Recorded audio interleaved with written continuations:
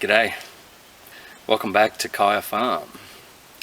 Well, I've got quite a few projects going on at the moment, lots of exciting things. It's pretty cool, but what I wanted to show you today was the first of a few videos that I'll do about our latest additions as pigs. So there's a little bit of info out there on the web, YouTube and whatever about raising pigs.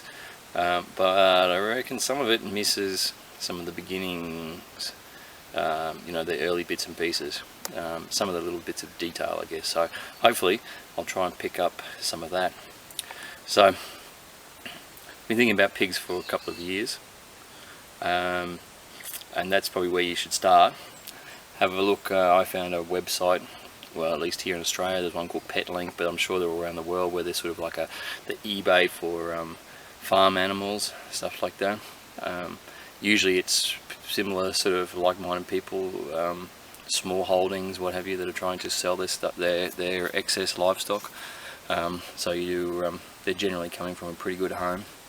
But I kept my eye on our version of that type website for a couple of years now, and just watching what pigs came up for sale and what price they were.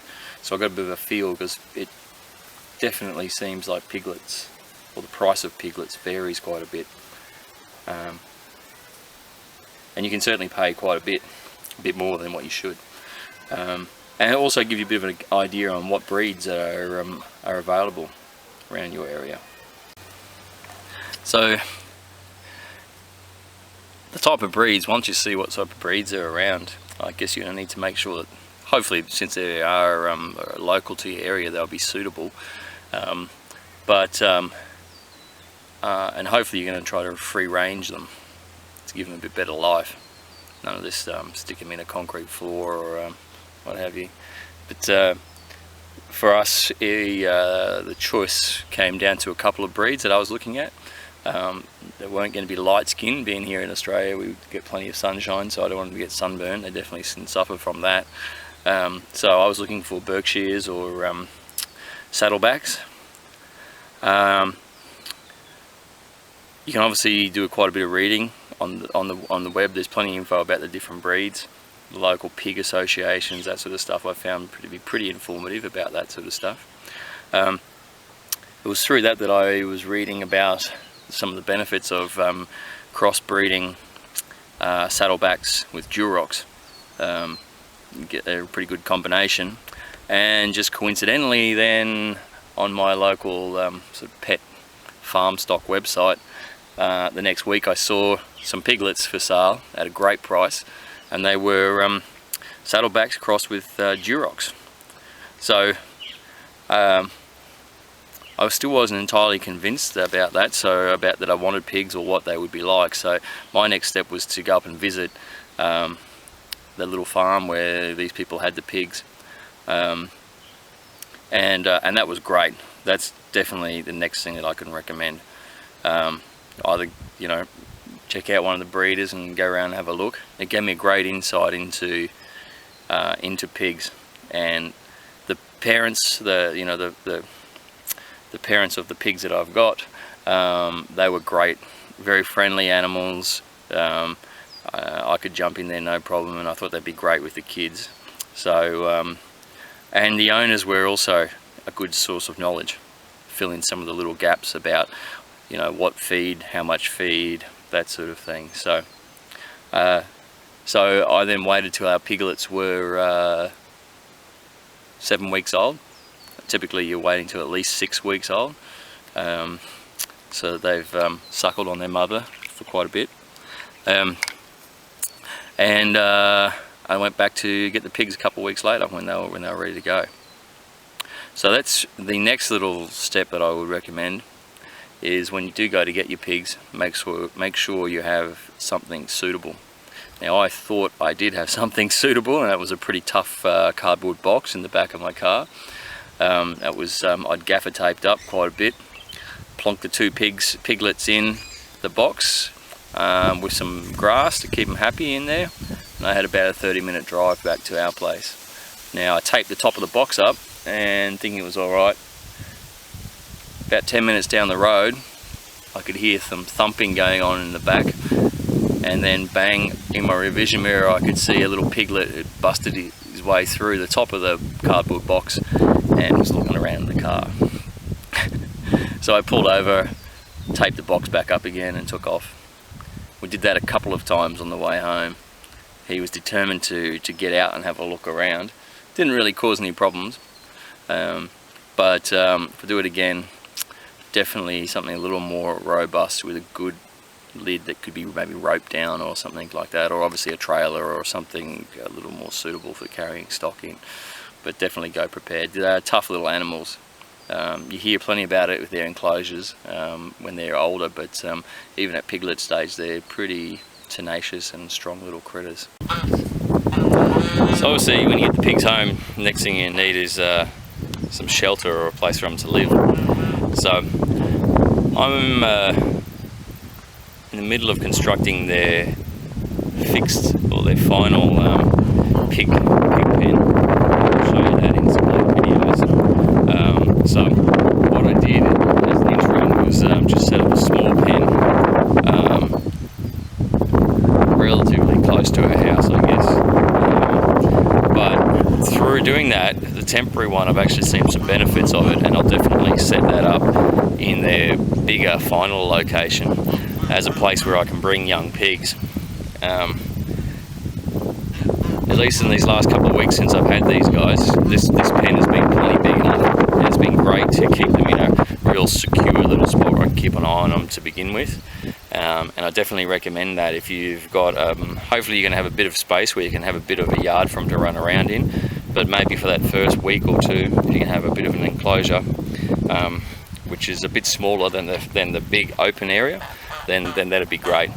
So I'm going to incorporate that into their final setup. Somewhere also I think I'd be able to put the sow when she has her piglets as well, which should be away from the boar and what have you. So I'll turn around and I'll show you the actual enclosure. So it's sort of it in its entirety. It'd be about 12 meters long, I guess, this run section here, by about 3 meters wide. I'm sorry, you'll have to excuse our geese. They're not very cooperative when I ask them to shut up. And you've got to have a house. Now I've maybe gone a little bit extreme for them, but I wanted to spoil them. Happy pig's a fat pig, I reckon. So their enclosure would be, this one is about 2.5 meters square. Okay. And here's the star attractions. Okay, got a little girl over there. She's a perfect saddleback, a nice little stripe around her. And this one here is a little boy. Now, I'm going to eat him, so I wasn't too concerned about him having a perfect saddleback for breeding or anything like that. But he was definitely one of the biggest of all the babies that were available. So, super friendly little animals. Hey guys, really nice guys, and you want to do plenty of this, getting to know your pigs, handling them and what have you. Yeah, they love it. They love a good scratch. They love the attention. But also, like any animal, you can keep them a little bit more used to being handled if they need to. It'll make things easier if ever you've got to, vaccinate them or anything like that. So,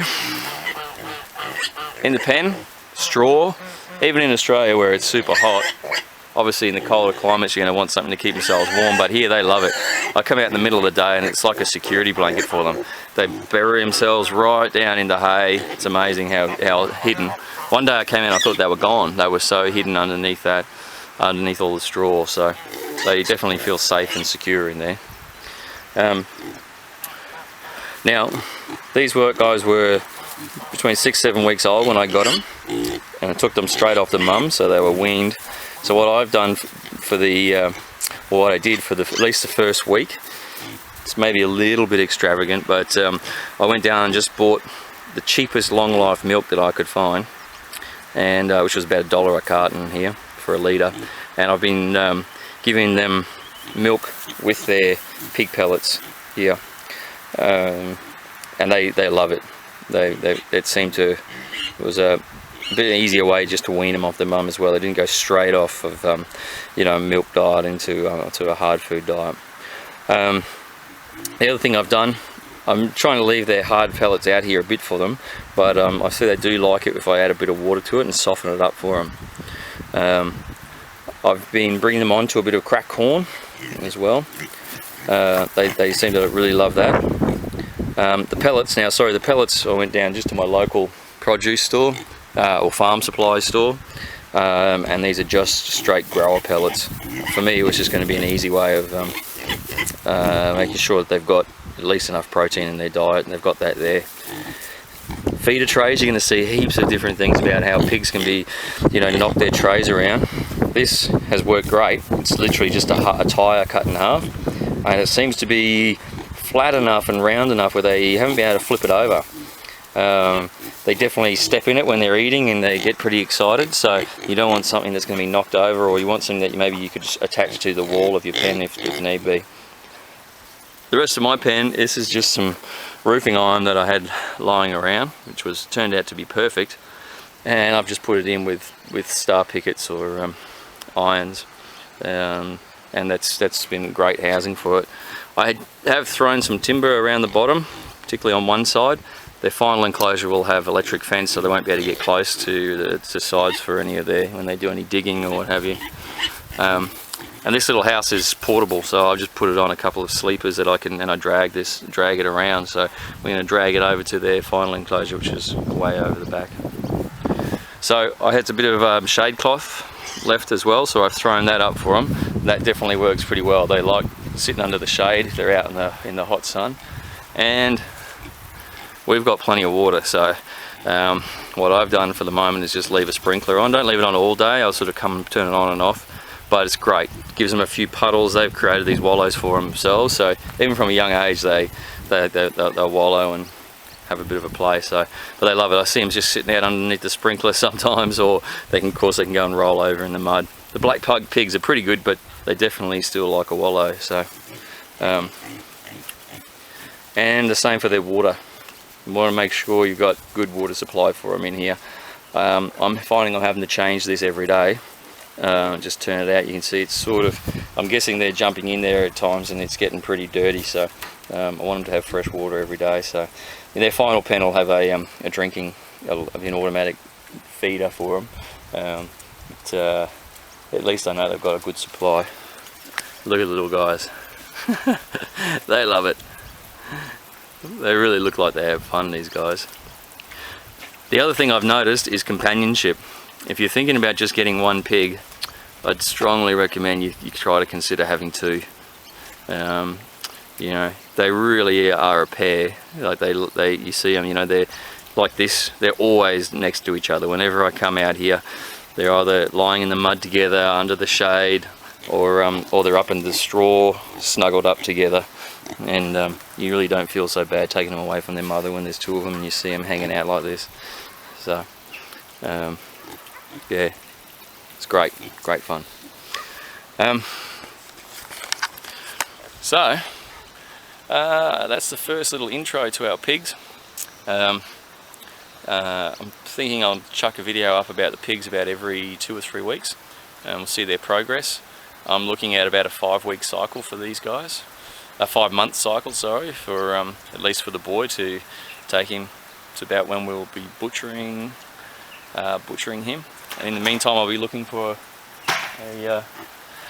another little boar that we'll keep as our permanent one, as these guys are brother and sister, and to get him ready to cover the little girl. And the story will continue. So anyway, our introduction to pigs so far has been great. Definitely recommend it. Lovable little animals. They look like they're having a great life. Our kids love them. Kids just absolutely adore them.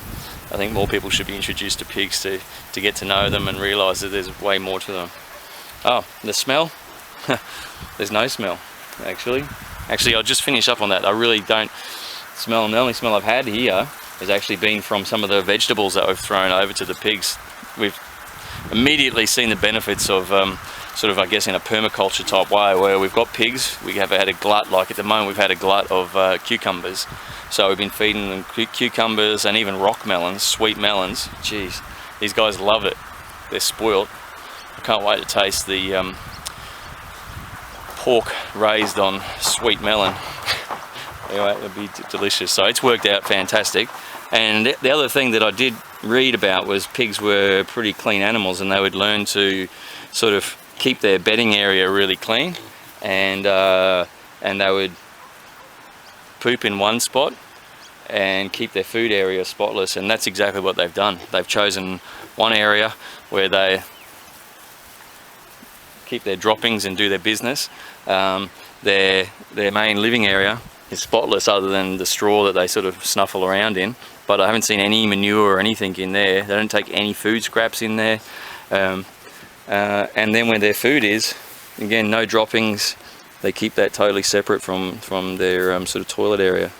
So yeah, it's kind of true, pigs are pretty clean animals, other than they love to play in the mud. But hygiene wise, I guess, they seem great. So alright, great to be back. I hope to see get plenty more videos up, so stay tuned. See ya, thanks for watching.